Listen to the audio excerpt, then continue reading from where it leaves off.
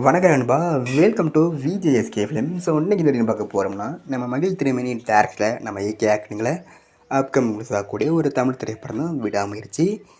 இந்த படத்துக்கு நான் ஸ்டார் காஸ்ட்டு பார்த்தீங்கன்னா நம்ம AK, Trisha, Arjun, Regina Cassandra, Aarav மற்றும் பல தமிழ் ஸ்டார் காஸ்ட் இந்த படம் நடிச்சிருக்காங்க.